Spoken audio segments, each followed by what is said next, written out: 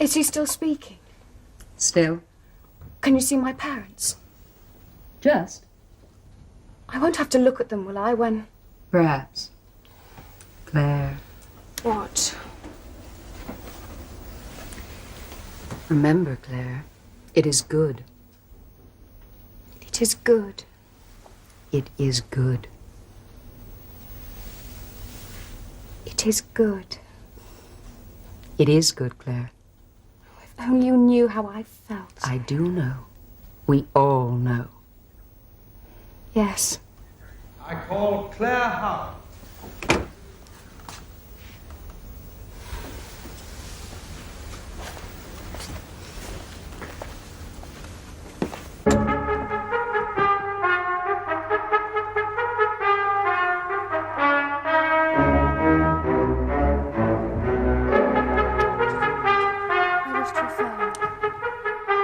The case you're about to see is a fictional one, but the procedure is authentic.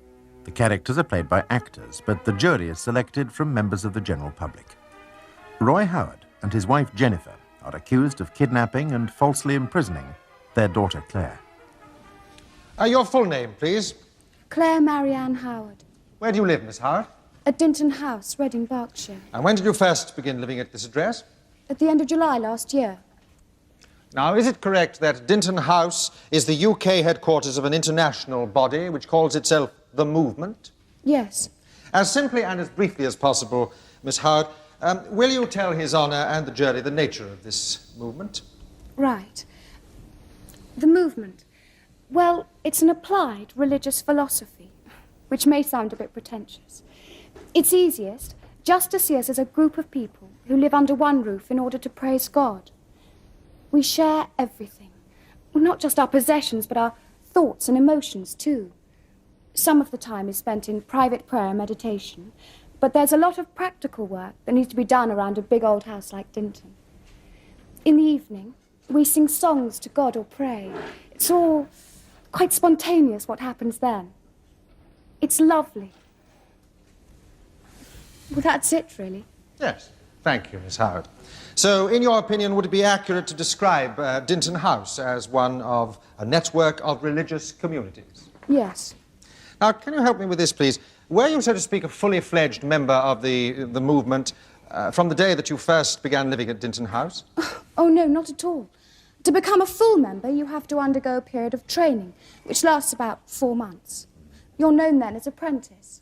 At the end of the training, there's a review.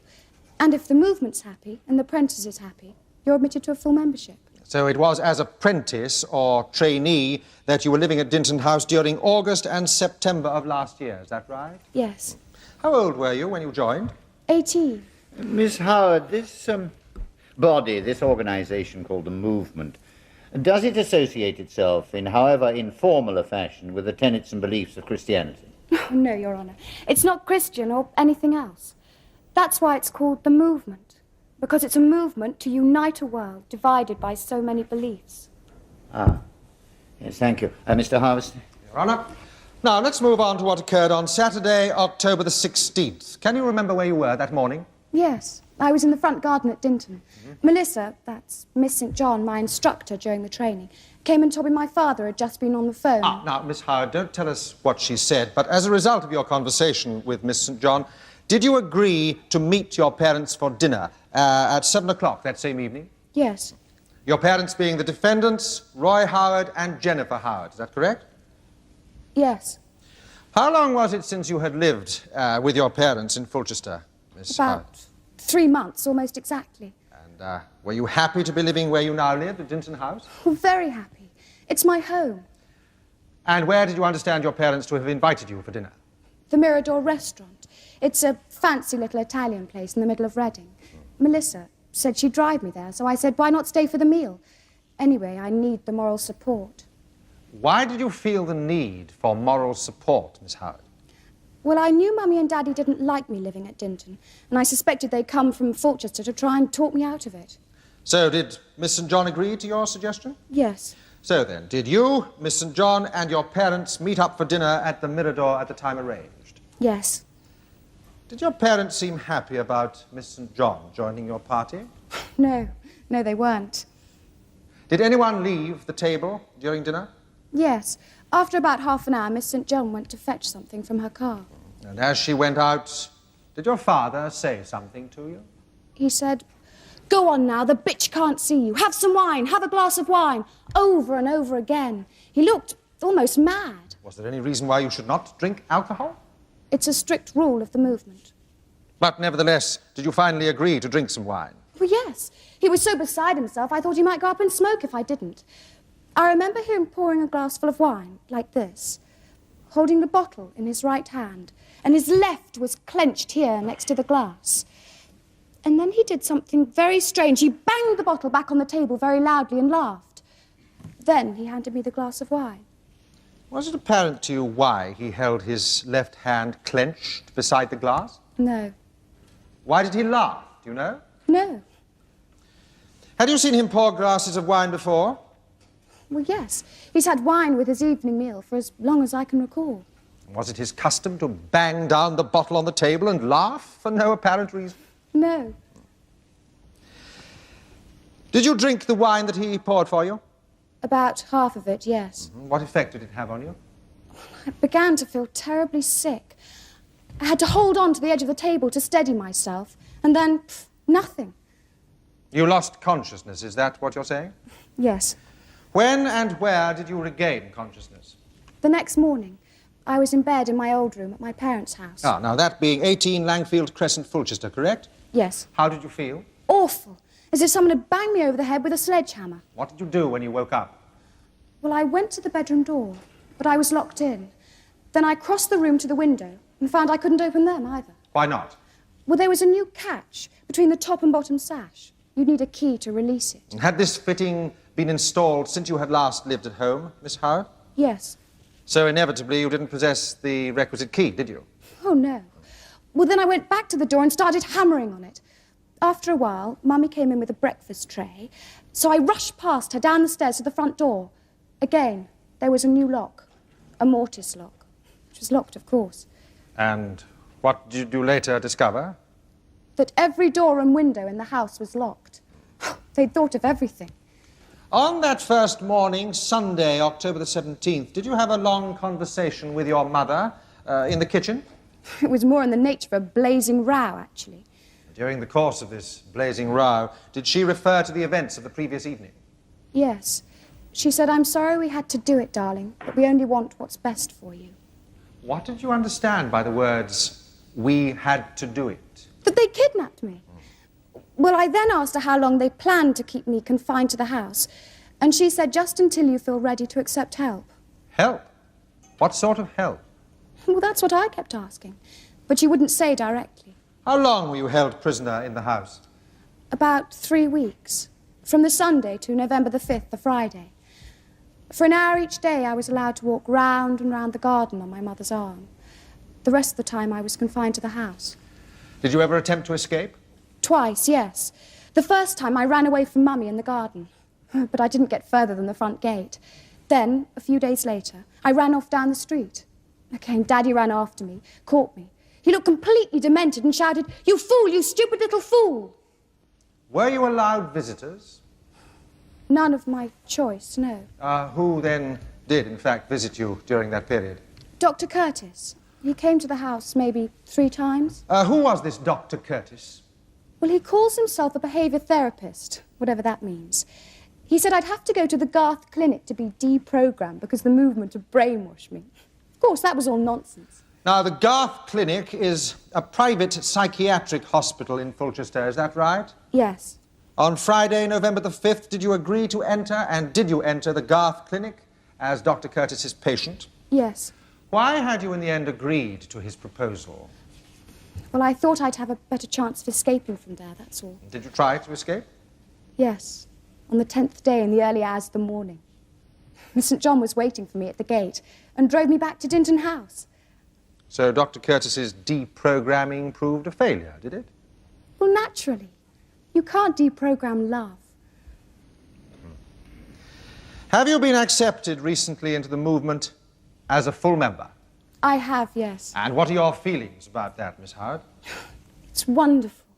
Thank you, Miss Howard. Wait there, please.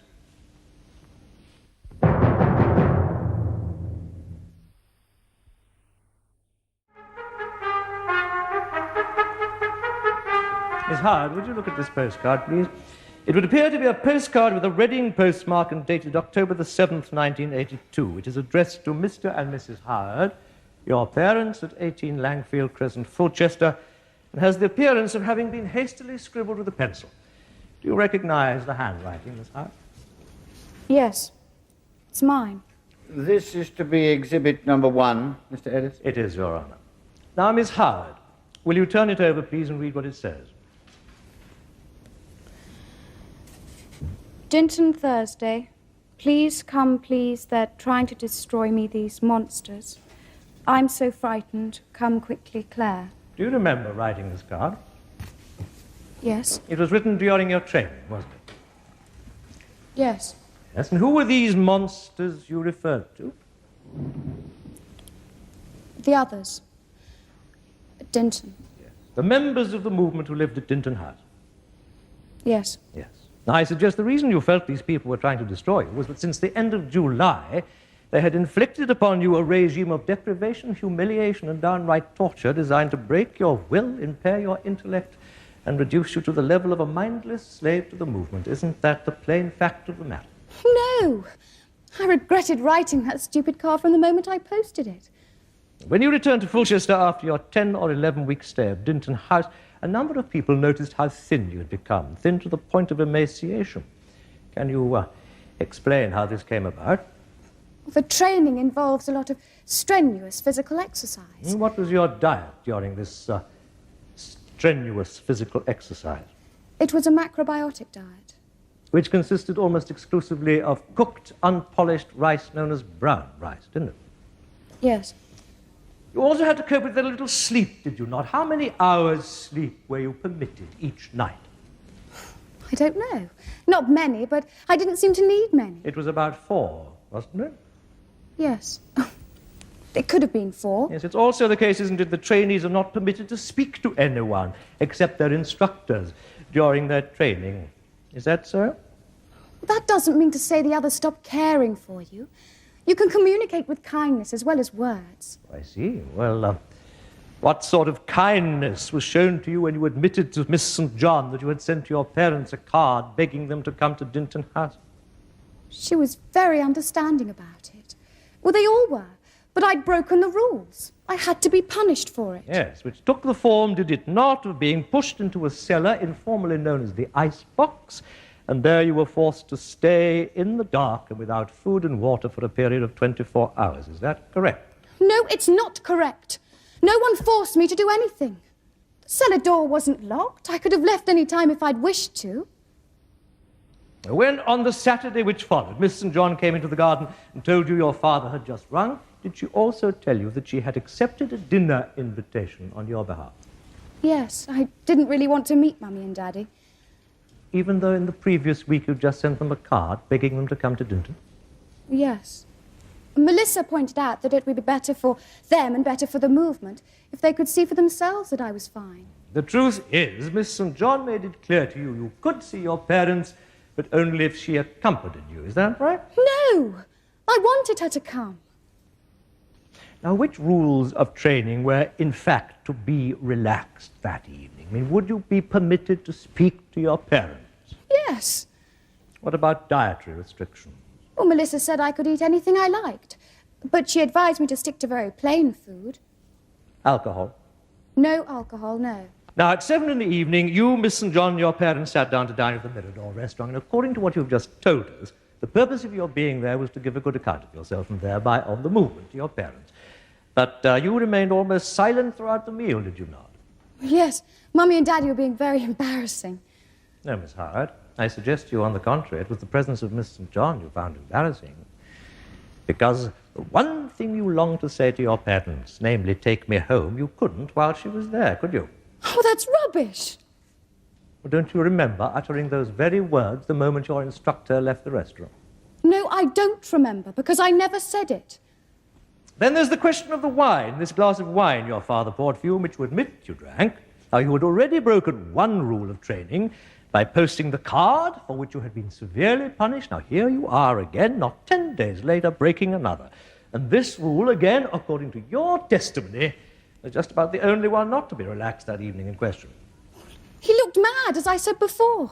He frightened me. Oh, were you frightened he might strike you? Yes, possibly. Had he ever struck you in his life before? No. But at that moment I was afraid of him.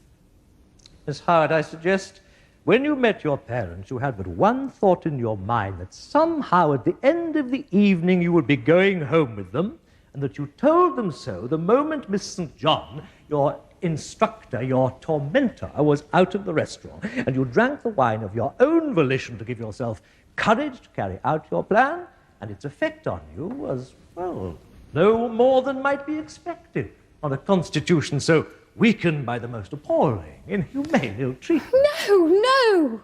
And now you dare not, or you cannot, tell the truth, either from misplaced loyalty to the movement, or from plain, old-fashioned fear, Miss Howard.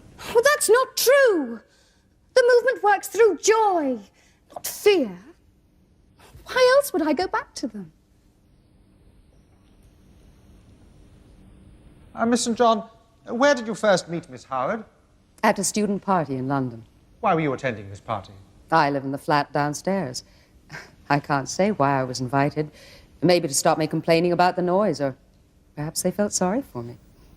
What were your first impressions of Miss Howard? Rather lost-looking and unhappy. Fairly immature, but a good intellect, that much was obvious. All in all, I was intrigued. Did you talk to her for any length of time on that occasion? No, the party was too noisy for that. So how did you conclude your conversation? I asked her for lunch at my flat on the following day. Yes. And did you and Miss Howard meet again during that week? Yes, for supper, again at my flat.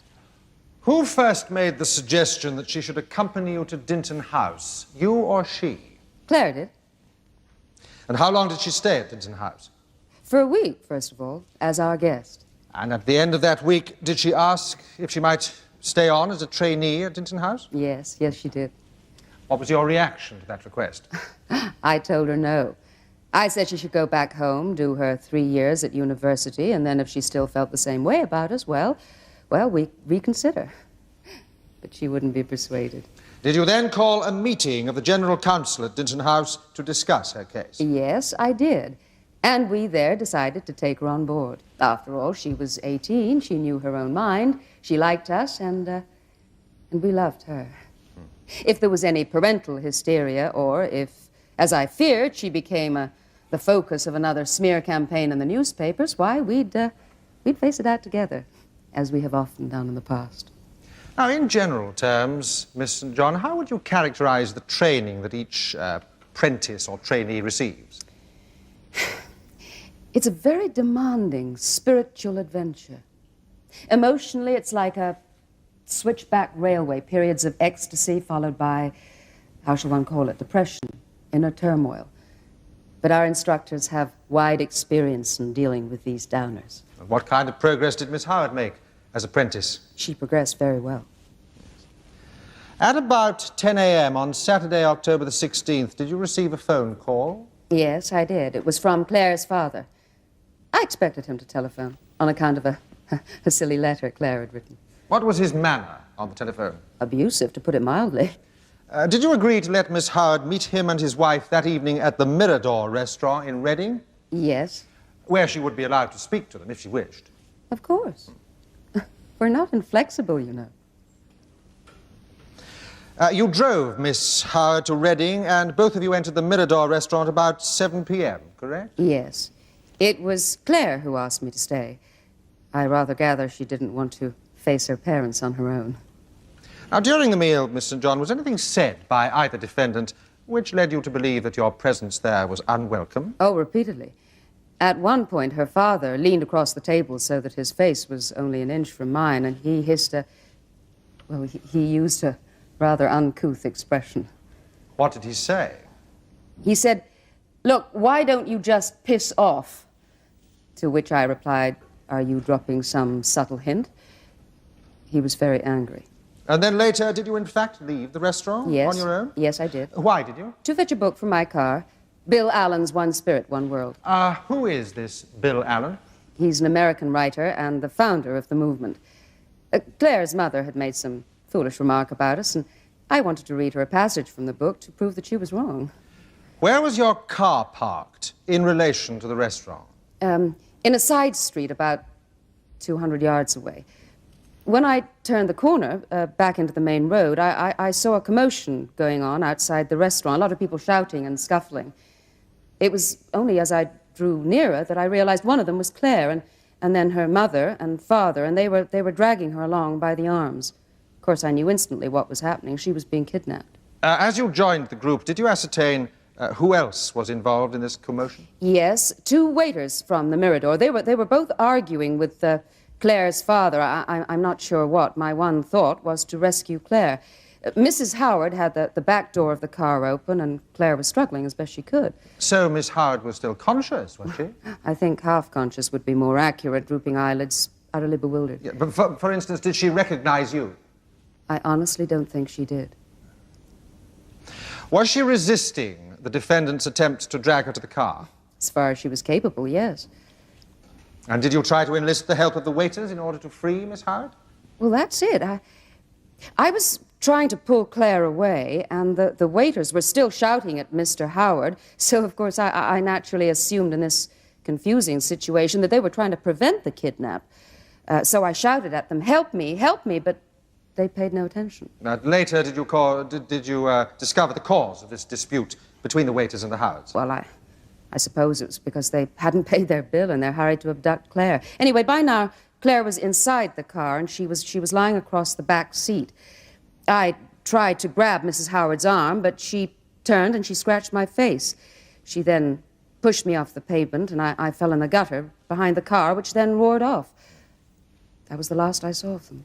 Now, in the weeks that followed, did you make any attempts to contact Miss Howard at Fulchester, her parents' home? Yes, I did. What, by letter or telephone? Both. Claire never received any letters, and every time I telephoned, it was her mother who answered. What did her mother tell you on these occasions? She didn't tell me anything. As soon as she heard my voice, she put the receiver down. And finally, Miss St. John, did Miss Howard make contact with you again? Yes, she did. After 5 weeks of silence. She telephoned me from the Garth Clinic. Why did she ring you? So that we could discuss how she could best make her escape. We arranged that she'd get out somehow, that I'd wait for her in my car outside the front gate. Real cloak and dagger stuff. And was the plan successful? Yes. And does Miss Howard now live at Dinton House? Yes. Claire has made a most useful contribution to the movement. And we hope she'll be with us for many, many years to come.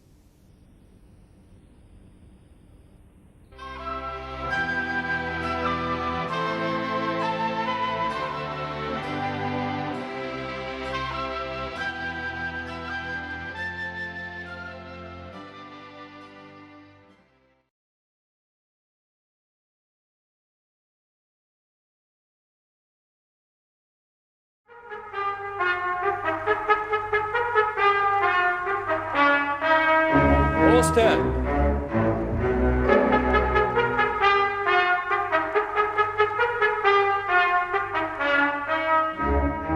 The case you're about to see is a fictional one, but the procedure is authentic. The characters are played by actors, but the jury is selected from members of the general public. Roy Howard and his wife Jennifer are accused of kidnapping and falsely imprisoning their daughter Claire. Yesterday, Claire gave her version of the events, and her allegations were supported by Melissa St. John, a fellow member of the religious sect to which Claire belongs. The case is now in its second day, and Miss St. John is about to be cross-examined. Miss St. John, yesterday you concluded your testimony to my learned friend by saying that Claire Howard has already made a most useful contribution to this sect of yours called the movement. Yes. By this most useful contribution, were you referring to capital, which Miss Howard's uncle left her in trust? No, I wasn't. I was talking about her intelligence and energy. You don't deny, do you, that Miss Howard was obliged to contact the trustees and demand the capital sum to be transferred to her in full, which she then handed over to the movement. And the sum was quite a considerable one, wasn't it? No, not especially. Well, we might quarrel as to what constitutes a large amount of money, but you don't deny, do you, that she wrote out a cheque for over £7,000? Could have been, yes. And the cheque, like all cheques written out by way of contributions to the movement by trainees, was made out to a Panamanian-registered company called Oceanside Holdings, was it not? Yes. There's nothing illegal about it. No. Now, you're not merely an instructor, are you? Within the hierarchy of the group, you are Mr. Bill Allen, second in command and so-called European coordinator, are you not? Yes, I am. And your real name is Mary Janet Bates, isn't it? That's the name on my birth certificate, yes. And it is in the name of Mary Janet Bates that the Federal Democratic Republic of West Germany is at present seeking your extradition to face charges arising out of various alleged financial irregularities with regard to the movement. Well, really, Your Honor, I do object. It is not Miss St. John who is on trial today, but the defendants Roy and Jennifer Howard.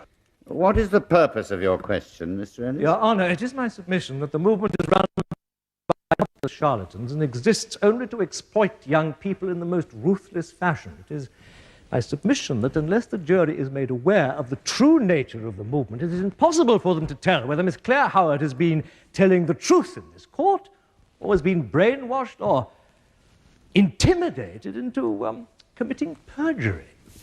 Yes, Mr. Ellis, I'm inclined to agree with you on general terms, but you must not raise the matter of allegations which have been made in another country and which have not yet been proved against Miss St. John. Members of the jury will therefore disregard counsel's last question. As it please, Your Honour. Miss St. John, will you tell the court what a somascope is? The somascope? Yes. What is it and what is it used for? The somascope is a machine. It's a small black box with wires in it which you attach to the apprentice's wrist or ankle.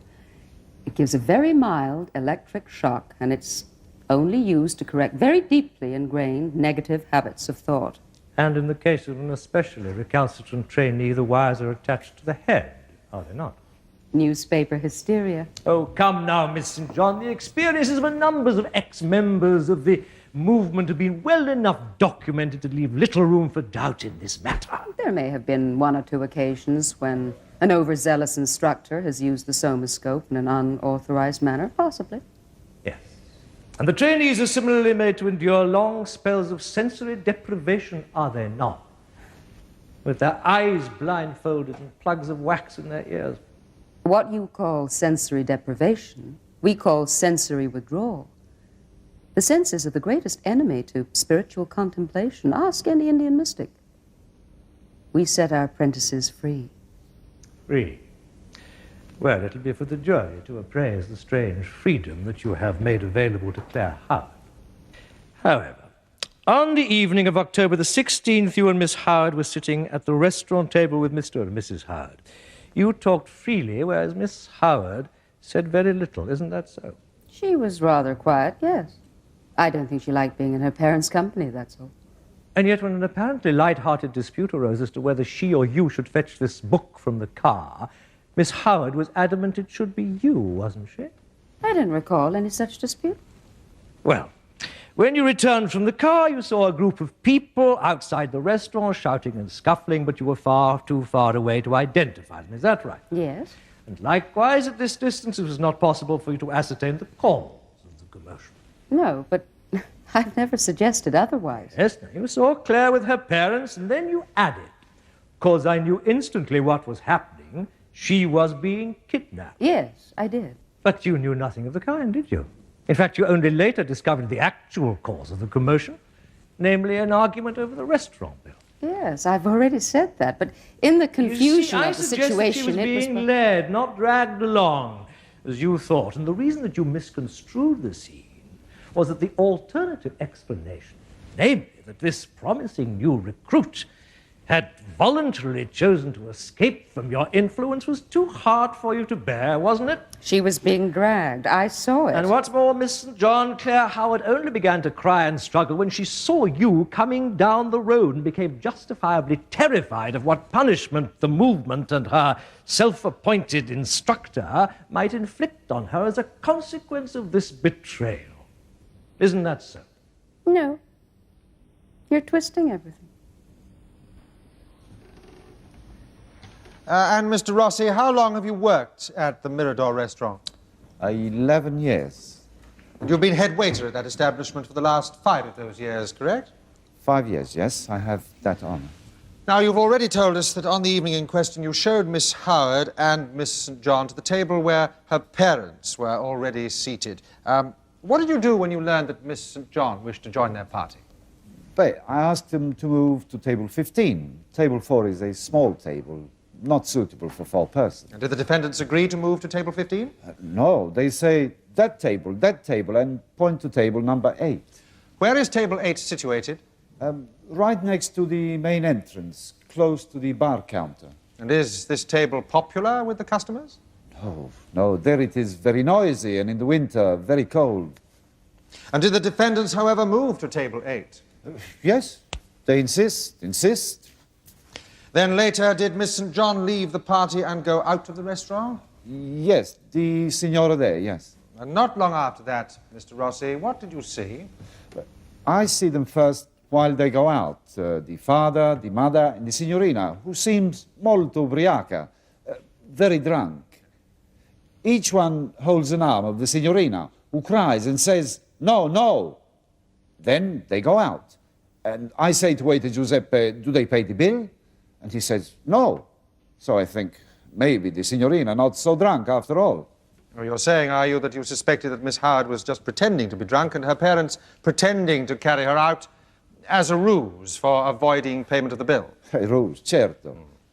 Over the years, many tricks played on poor Rossi. Many. But did you and the waiter Giuseppe follow the defendants into the street? Yes, and they pull the signorina to a car. And all the time she cries, "No, no, let me go." Then I shout, and Giuseppe shouts and waves the bill like this. What seemed to you to be the attitude of Miss Howard to leaving the Mirador and going with her parents towards the car? She did not wish it. But in my mind, I think all the time, Mr. Howard will pay. So I hold his arm like he held the signorina. Then the other signora comes along and she starts to shout and we shout. Did Miss Howard then enter the car? They force her in the front or the back. I cannot remember. But force was used on Miss Howard, is that correct? Yes. Then all the 3 are in the car and I shout and Giuseppe shouts. So Mr. Howard, he throw out 2 20-pound notes for the bill. How much did the bill come to? Do you remember? 30 pounds. So I shout, "Hey, wait, aspetti, I bring you your change." But boom, they're gone. Well, they just drove away at high speed without waiting for the £10 change. Yes. Thank you, Mr. Rossi. No further questions. Mr. Rossi, when my learned friend asked you if you saw the defendants leave their table and make for the entrance to the Mirador, you replied, "I see them first while they go out." Yes. And by this you meant, did you not, that you didn't see them leave the table, but you did see them as they reached the entrance of the Mirador? Right. Why, bearing in mind you were suspicious of them and wanted to keep an eye on them, did you not see them rise from table 8? Well, I have other guests to attend to, naturally. Yes. How full was the Mirador this time on a Saturday evening? Very full. And how many tables were there between you and the entrance to the Mirador when this occurrence happened? I am at the other end of the Mirador, at the back. So many tables. Yes, and the Mirador also possesses, does it not, a number of loudspeakers set in the ceiling through which a tape of popular Italian music is played, doesn't it? Yes, always. Music and wine make people happy, animated. Yes. So despite this animation and the music and the distance involved, you are still maintaining, are you, that you heard Miss Howard crying, "No, no, no," as she was led to the entrance? Yes. Yes. Maybe later in the street. I'm not so sure. Right so, Mr. Rossi. Now, likewise, since your suspicion was that you were witnessing a trick, Miss Howard pretending to be drunk and her parents pretending to support her, she was not at this stage struggling to free herself from their grasp and return to her seat, was she? Maybe, maybe not, but capisci, I see them get up. And quickly and straight away I think, they are leaving and they not pay the bill. Yes, and it was this aspect alone which concerned you at that moment, am I right? Well, of course. Yes.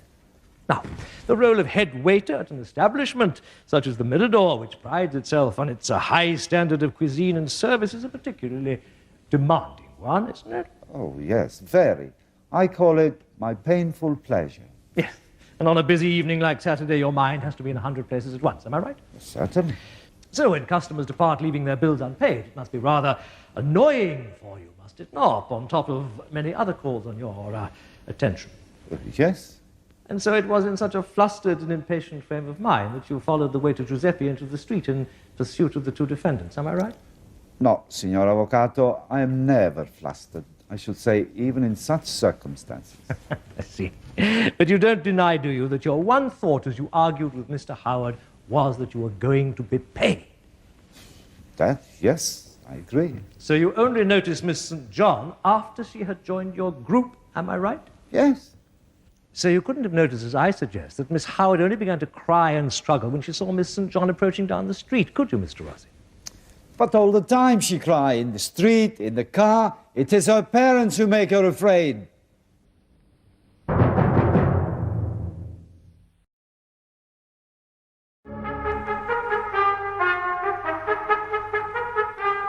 What do you do for a living, Mr. Howard?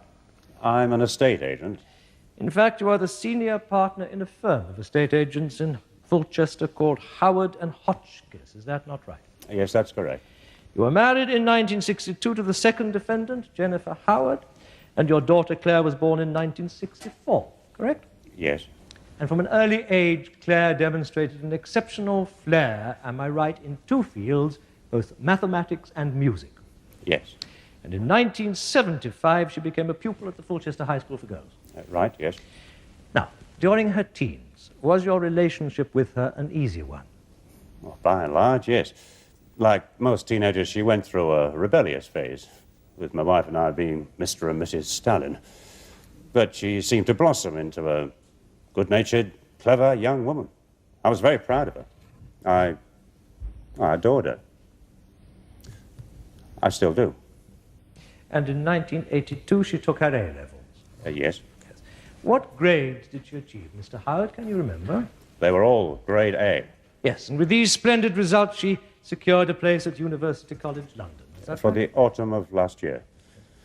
She was very excited about it, but Now, did she suffer any kind of reaction to studying so assiduously for her exams? yes, at the beginning of July, she had a bad dose of flu, which put her in bed for a week.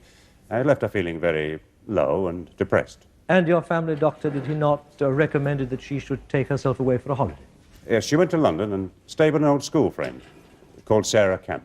Did you and your daughter keep in contact while she was away? Yes, I rang every day, or she, me. On the day we expected her home, I rang up, and it was Sarah who answered. She told me that Claire had gone to Reading to stay in this religious community called Dinton House. Did you understand that her stay would be a temporary one? Oh, yes, a week or so.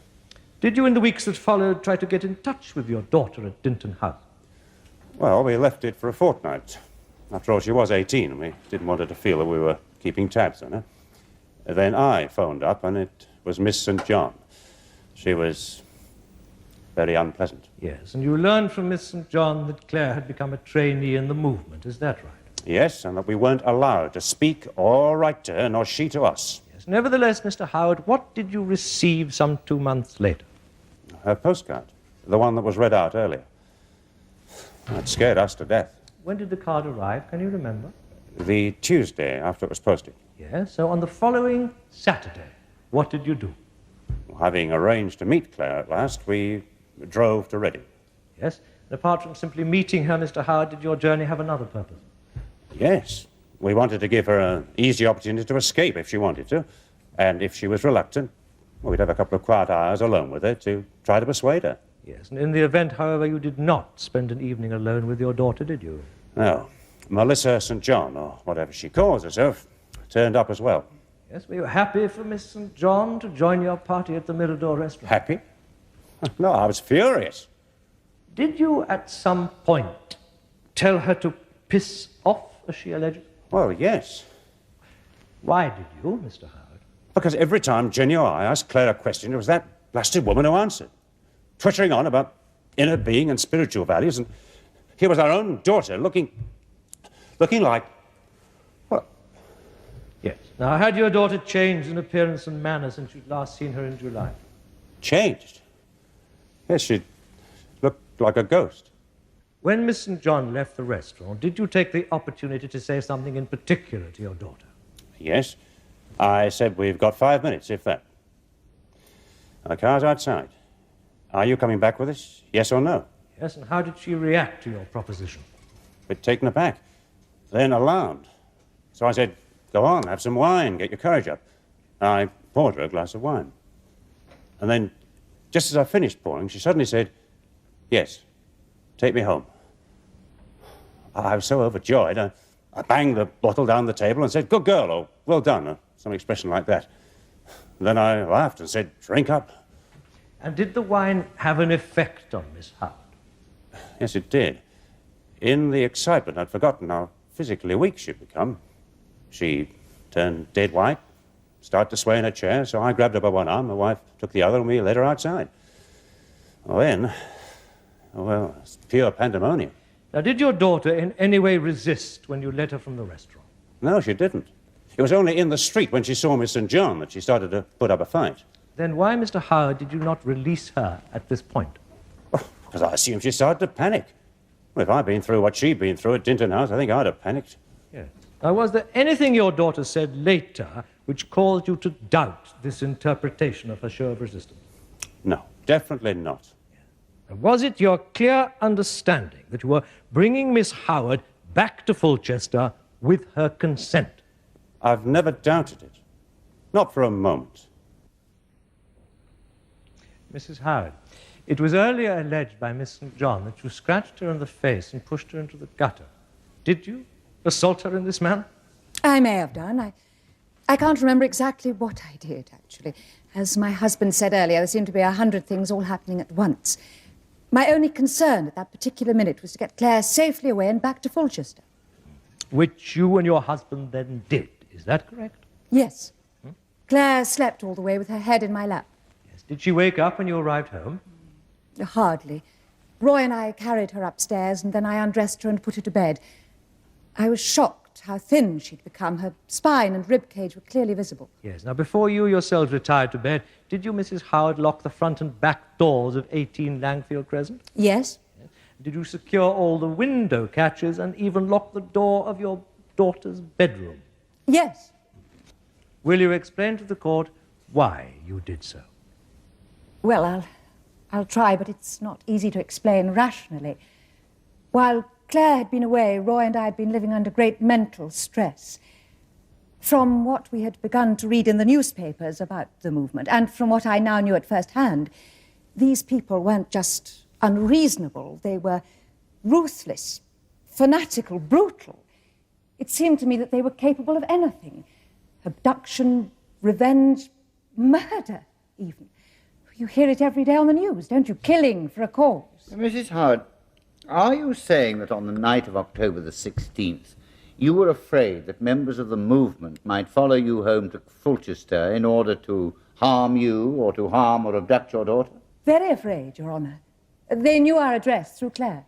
And so you made your house as secure as possible in order to prevent them, is that right? Yes. Thank you. I'm grateful to you. The next morning, did a conversation take place in the kitchen between you and your daughter? Yes. In the course of this conversation, did she refer several times to the events of the evening before? Naturally. And was it your impression that she had been pleased to have been rescued and brought back to Fulchester? Very much so, yes. Did you and she have a blazing row, as Miss Howard now alleges? No. She wasn't capable of a blazing anything, poor girl. Utterly exhausted, physically and mentally. Yes. And what time did Miss Howard retire to bed? At about 8 o'clock in the evening. Yes. Will you tell the court, please, for how long she slept? Until Monday afternoon, 2 o'clock. 18 hours of continuous sleep, Mrs. Howard. Is that correct? That's right. And on Monday morning at 10 o'clock, when she'd been asleep for 14 hours, what did you do? I telephoned our doctor, Dr. McCartney. It was a silly sort of situation. On the one hand, I didn't want to wake her, but on the other, I was afraid she might be ill or in a coma. Anyway, the doctor came at 12, examined her, said she was all right and that sleep was probably the best thing. Yes, and did Dr. McCartney make any other observations on her condition? Yes. It was he who first mentioned the word brainwashing in connection with her experiences. He told us of a psychologist called Dr. Curtis at the Garth Clinic who might have some useful suggestions. Yes. So did you make contact with this Dr. Curtis? 2 days later, yes. Did you continue to keep the doors and windows locked? Day and night, yes. And was this because you still feared some reprisal by the movement? No, Claire did. It was Claire who asked me to lock the doors. Now, did Dr. Curtis make a visit to your house to see Miss Howard on the Thursday of that week? Yes. He spent half an hour alone with Claire and about the same time with Roy and myself. He wanted Claire to go into the Garth straight away, but we wouldn't allow that. Why not, Mrs. Howard? Because she was frightened to leave the house. It seemed to us that a sense of security was essential to her in those early days. And, well, to give him his due, Dr. Curtis accepted all this. Yes, and every afternoon, however, did you take Miss Howard for a walk? Just around the garden, yes. And how did your daughter respond to these excursions? Not well. To be out of doors seemed to play on all her fears and anxieties. She'd clutch at my arm like someone drowning. Yes. Now, was there an occasion when your daughter, as she has alleged, broke away from you and ran towards the garden gate? Yes. But what she didn't mention was that she was having the most awful panic attack at the time. She could have rushed into the street, got knocked down. I had to stop her. Were you witness to another, later incident when, according to your husband, your daughter ran into the street in a similar state of panic? No, I wasn't. But can I repeat what has already been said? Roy would never have hit her. Never. He's the gentlest, mildest man alive. On Dr. Curtis's third visit, when Miss Howard agreed to enter the Garth Clinic as a voluntary patient, did you, on this occasion, withhold your assent? Of course not. The moment Claire was ready to go, we were ready for Dr. Curtis to take over. And did you visit your daughter in the Garth Clinic? Yes, every day. Both Roy and I were delighted with her progress. She'd put on weight. There was colour in her cheeks. She'd even begun to laugh the way she used to, the way I remembered. Then... Mrs. Howard, what was your reaction when you learned that your daughter had absconded from the Garth Clinic and returned to Dinton House? I was thunderstruck. I simply couldn't believe it.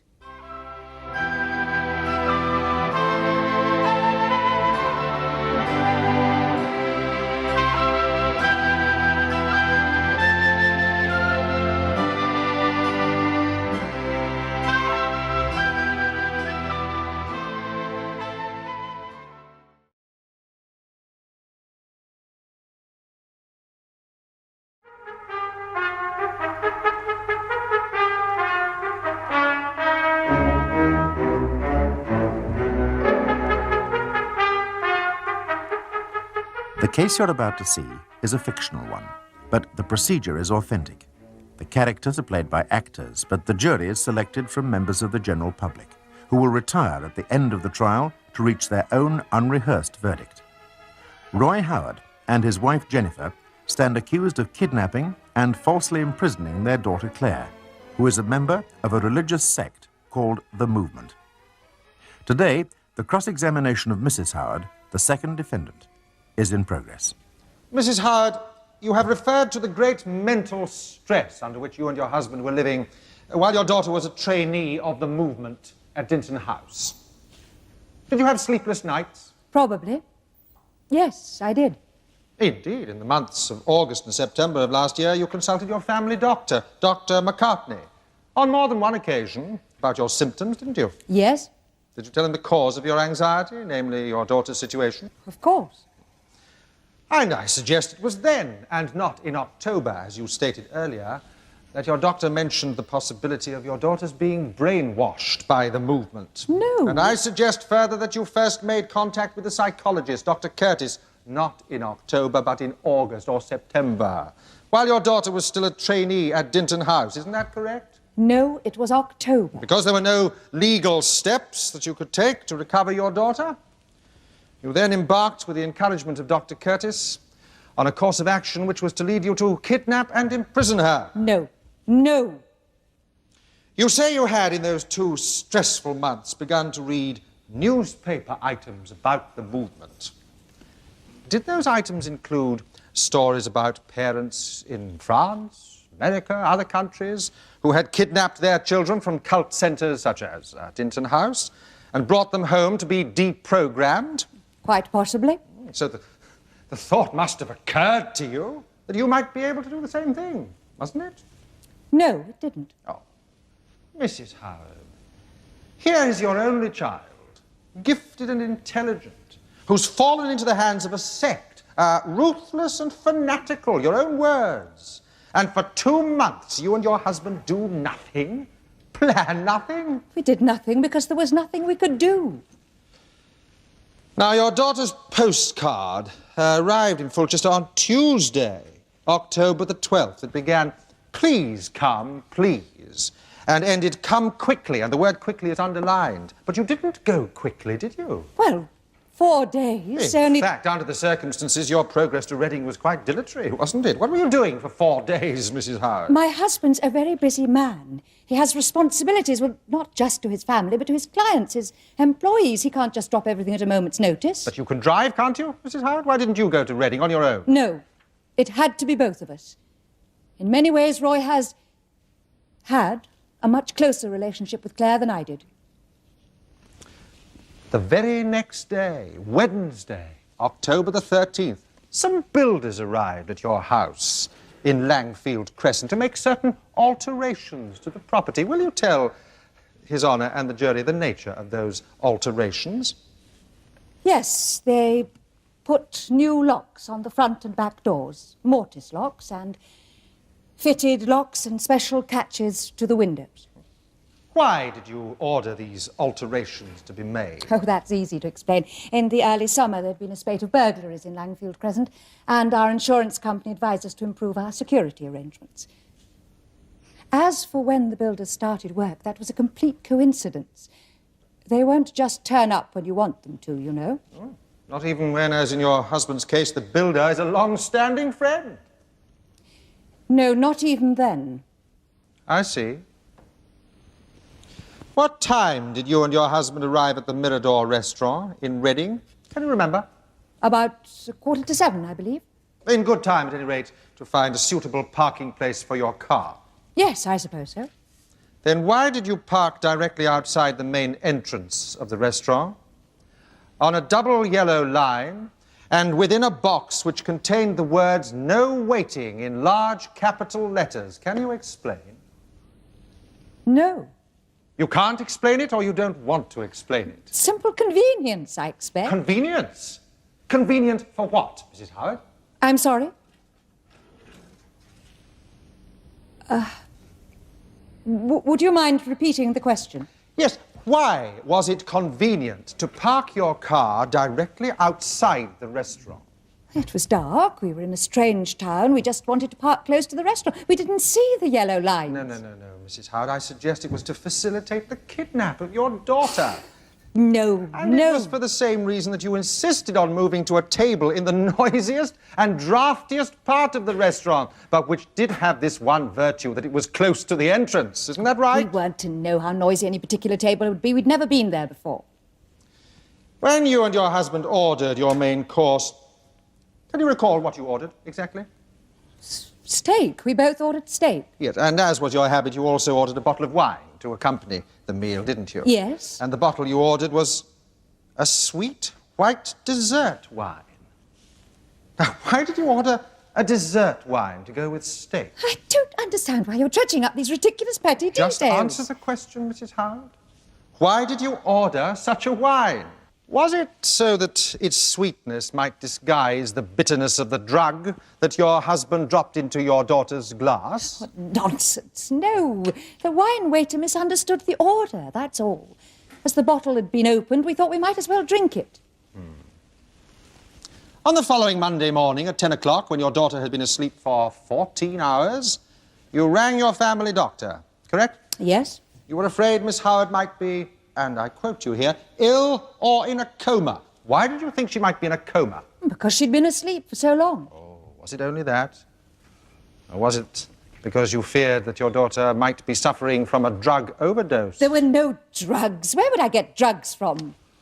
Well, when you told Dr. McCartney of your sleepless nights, did he prescribe something to help you to sleep? Yes. I don't know what they were called, some white pill. We never used it on Claire, I swear we didn't.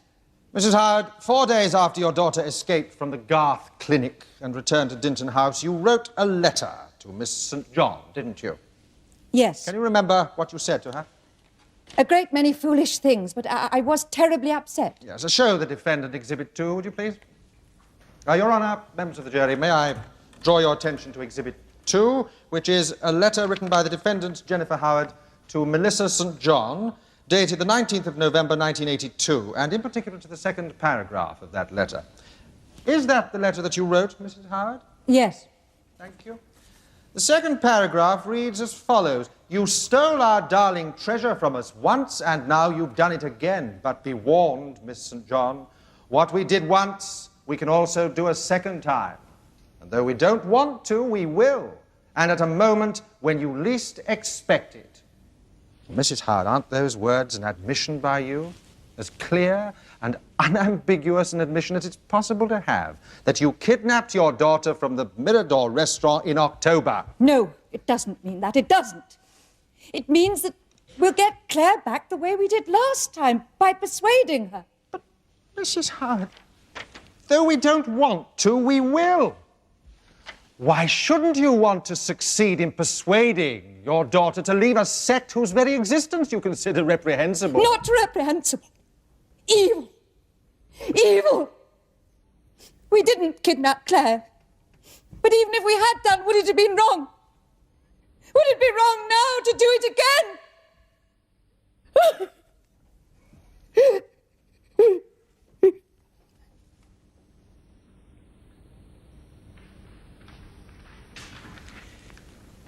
Miss Kemp, when Miss Howard came to stay with you in London, did you take her with you to a number of student parties? Yes.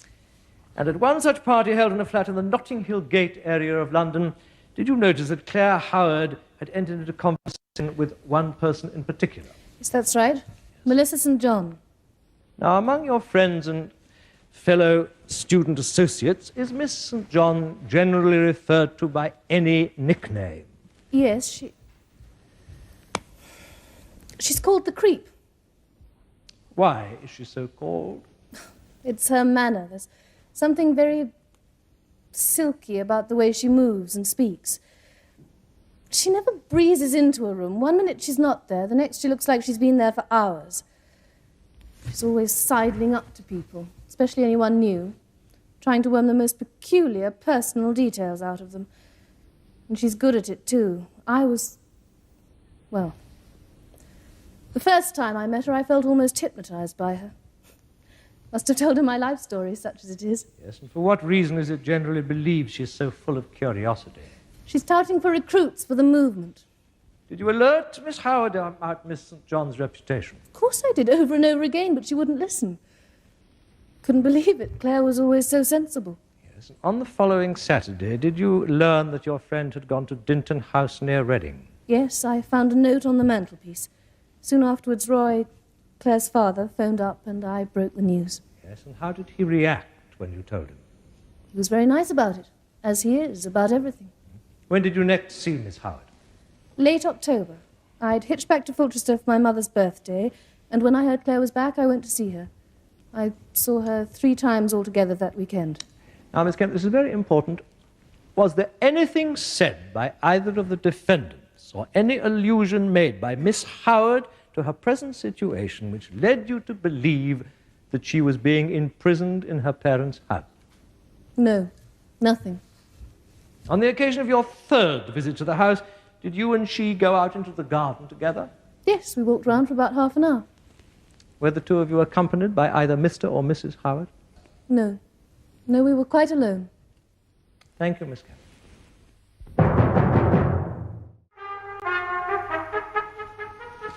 Miss Kemp, when you were at school with Claire Howard, she had the reputation of being a loner. A difficult person whom it was hard to get close to, isn't that right? Difficult? No, I wouldn't agree with that. She was always perfectly pleasant. But very single-minded, especially as regards schoolwork. Yes, and when she came to visit you in London, her holiday followed a year of extreme hard work, in conditions of even greater isolation than usual, didn't it? Yes, perhaps. When Miss Howard decamped to Dinton House, instead of returning to Fulchester, and decamped in the company of a woman you yourself once found, what was that word you used, hypnotic? Well, under all the circumstances, you may have found the news unpleasant, but it was hardly surprising, was it, Miss Kemp? I wasn't surprised she went, no. I was surprised she stayed, that's all. The first time you visited Miss Howard in late October, did you call at her parents' house without warning? Oh, no, I rang first. I wasn't sure if she'd want to see me. Now, you've told us that nothing said either by Miss Howard or the two defendants led you to believe that your friend was imprisoned there. But did either defendant tell you that Miss Howard had requested all the doors and windows to be locked because she was afraid of intruders? No. No. So, as far as you were concerned, you were visiting a household which only took the most normal precautions over security, weren't you? Yes, I suppose so. Yes, for instance, on the occasion when you and Claire Howard went walking in the garden. You wouldn't have found it at all extraordinary if Mrs. Howard unlocked the kitchen door, would you? In fact, you wouldn't even have noticed her doing so, would you? Well, I didn't notice, no. But if Claire had been in prison, she would have told me. I suggest quite the contrary, Miss Kemp. In the past, you told Miss Howard about your dislike of the movement, didn't you? Yes. And your antipathy towards Miss St. John? Yes. So it would hardly be surprising if she mentioned neither Dinton House nor her imprisonment, would it? No. No, thank you, Miss Kemp. Dr. Curtis, you are a psychologist and behavior therapist, are you not? Yes, I am. And for the past 15 years, you have on many occasions contributed papers and articles to learned journals both here and abroad. Is that right? Yes. And for some time now, you have specialized, have you not, in one particular field of study? I have. What is that field, Dr. Curtis? In conjunction with some British and American colleagues, I've done research into the new wave of religious cults and sects, of which the movement is one. Yes. And what methods does the movement use to inculcate its beliefs? Well, it employs deprivation, largely. The young trainees, apprentices they're called in the jargon of the movement, are systematically deprived of food, sleep, warmth, and at the same time they're made to feel unworthy and inadequate. Of course, these tactics might not have much effect on a mature adult, but in the case of an insecure or unhappy 18 to 20-year-old, they can really be surprisingly effective. Would the systematic application of such methods as you describe be what the layman might call brainwashing? Well, I suppose you might, yes. I'd prefer to say that the movement uses its techniques to systematically diminish or indeed obliterate one of the most vital of human functions, namely the capacity to make a rational choice. It's my job to try to restore that capacity. Yes, what measure of success have you had with previous members of cults like the movement, Dr. Curtis? I think we've been quite successful, bearing in mind the novelty of the problem. Of course, there have to be failures along the way, and I'm afraid to say that Claire Howard was one of my failures. Yes. Now, will you tell the court how you first came into contact with Miss Howard? Her mother rang me at the clinic, sounding distraught. On which date was that, Dr. Curtis, can you remember? October the 20th, Wednesday, I believe.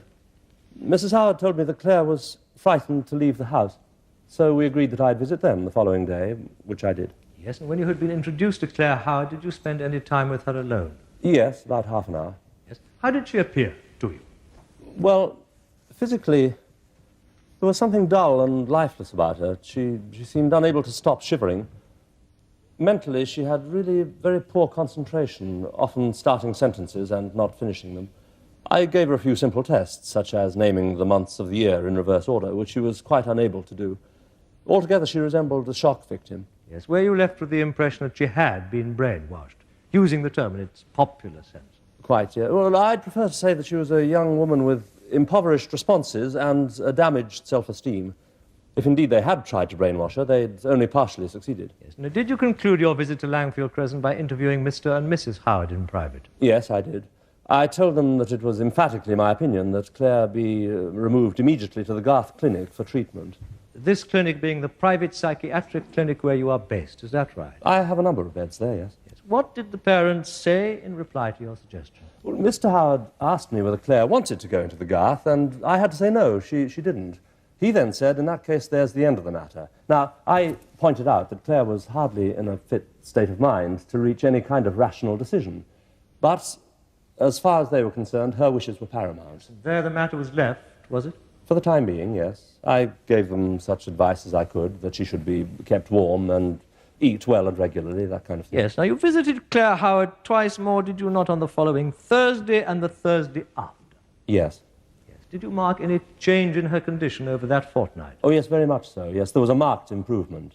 Yes. And at that third interview, did you suggest to Miss Howard that she might reconsider her decision not to go into the Garth Clinic? Yes, I did, and this time she agreed to go. She arrived with her parents the following day. How did you envisage your role, Dr. Curtis, during Miss Howard's stay at the Garth Clinic? My role? Well, really, I suppose I had a dual role, as Claire's teacher and also as her pupil. Her teacher, in that I wanted her to relearn how to make her own decisions and not to be afraid to make mistakes. Her pupil, in that I and my colleagues need as much information as we can possibly get about cults like the movement in order to facilitate this sometimes painful relearning process.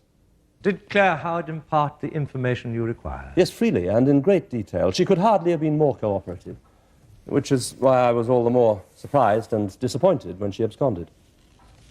And I dare say, Dr. Curtis, that as a psychologist, you are a member of at least one professional association or institute? I am, yes. Yes. And when one joins such an association, one agrees to abide by its rules and uphold its constitution, does one not? Yes. Now, you don't deny, do you, that you understand Miss Howard to have gone to Dinton House of her own free will? That was my understanding, yes. And was it also your understanding that she elected once again of her own free will to become a trainee in the movement and to obey the rules imposed on trainees? Ah, well, now, I very much doubt. In fact, I'd put it more strongly than that. I know for certain that Claire didn't realize when she agreed to become a trainee what she was letting herself in for. You see, these people are like high-pressure salesmen. They give you no time to think. Yes, Dr. Curtis, despite the fact that the movement is a legal organization to which many of your fellow citizens belong and from which they derive spiritual, psychological benefit, you would ban it if you had your way, wouldn't you? Yes. Yes, I would. I'd like to see it banned. If it's permitted to exist by law, then, in my opinion, there's something wrong with the law. In fact, I suggest you felt so strongly about the matter that you advised the defendants, Roy and Jennifer Howard, in August or September of last year, did you not, to kidnap Miss Howard while she was still a trainee at Dinton House? No, I didn't. I suggest you did. And I further suggest that your convictions in this matter, strongly and sincerely as they are held, are such that you are prepared to perjure yourself here to protect the defendants. Isn't that so? No. But you see, Dr. Curtis, there always remains one stubborn and unyielding fact, that after almost 3 weeks under lock and key at her former home, and 10 days of deprogramming at your Garth Clinic, when the opportunity arose, Claire Howard decided to escape from the Garth Clinic and return to Dinton House. Now, did she? Well, now, in the first place, Claire was under lock and key because she asked to be. No matter what she says now, or may have been told to say, as far as her escape goes, that really proves nothing. You see, this kind of cult can easily generate a form of addiction. Claire wanted to give up the movement in very much the same way as an alcoholic wants to give up drink. All it takes is one moment of weakness to undo the work of months. Now, to conclude, members of the jury, because this case has considerable emotional overtones, I must remind you that your task is concerned, as I have already directed you, with the application of the law to the facts. Now, if you decide that the prosecution has proved beyond all reasonable doubt that the two accused, Roy Howard and Jennifer Howard, stole their daughter Claire Howard from the Mirador restaurant in Reading on the evening of October the 16th and carried her away by car to their house in Fulchester against her will, knowing that they were acting against her will, either because they simply forced her to leave with them or because they overcame her will by means of drink or drugs, or both, then you must find the two accused guilty of the charge of kidnapping. Now, that is count one. If you further decide that the prosecution has proved beyond all reasonable doubt that the two accused, intentionally and without lawful reason or excuse, kept Miss Howard confined against her will for any considerable period of time during the dates set out in count 2, then you must find the 2 accused guilty of the charges of false imprisonment. You see, if Miss Howard was not at liberty to overstep some boundary imposed by her parents, then she was falsely imprisoned. Now, you must consider the cases of Roy Howard and Jennifer Howard separately and bring in a separate verdict for each of them on each count. Now, will you now retire, elect a foreman to speak for you on your behalf, and consider your verdict? The prisoners will stand. Members of the jury, will your foreman please stand? Please answer my first question, yes or no. Have you reached verdicts upon which you're all agreed? Yes. On the first count, do you find the defendant Roy Howard guilty or not guilty of kidnapping? Guilty. On the first count, do you find the defendant Jennifer Howard guilty or not guilty of kidnapping? Guilty. On the second count, do you find the defendant Roy Howard guilty or not guilty of false imprisonment? Not guilty. On the second count, do you find the defendant Jennifer Howard guilty or not guilty of false imprisonment? Not guilty. And those are the verdicts of you all? Yes. The judge conditionally discharged Mr. and Mrs. Howard for 2 years in view of the exceptional circumstances of the case.